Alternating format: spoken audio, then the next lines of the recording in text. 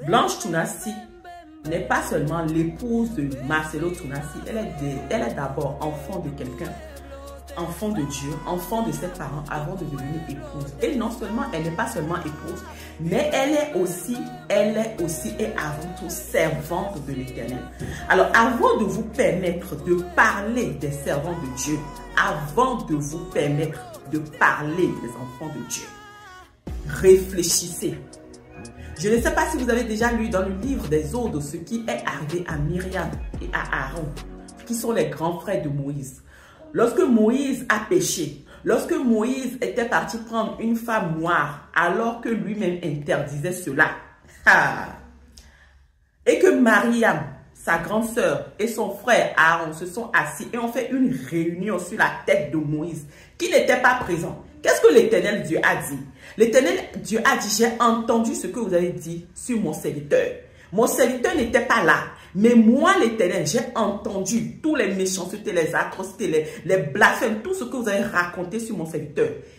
Et le jugement a été immédiat sur la vie de Myriam. Myriam a été frappée de lèpre. Donc, les amis, avant de parler, avant de juger, Jésus a dit que celui qui n'a jamais péché jette la première pierre.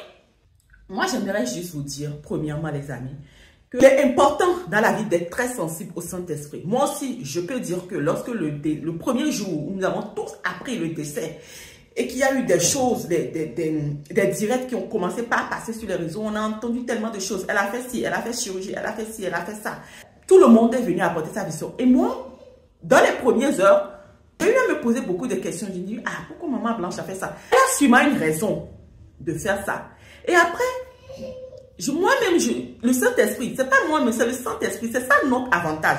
Quand nous avons le Saint-Esprit et que nous voulons nous permettre de réfléchir de manière qui n'est pas agréable à Dieu, Dieu nous redresse tout de suite et nous remet sur le bon chemin.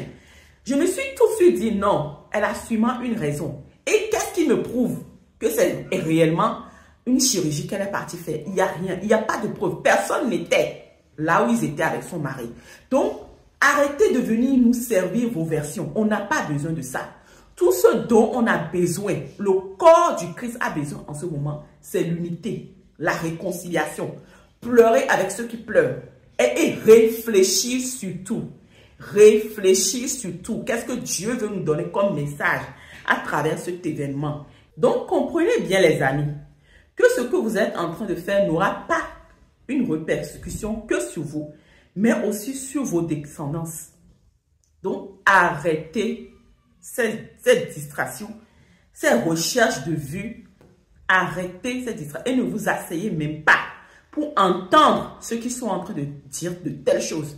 Parce que lorsque le jugement va les frapper en plein direct, vous aurez aussi peut-être des dommages collatéraux. Donc, arrêtez de suivre ces genres de personnes et de leur accorder même des vues.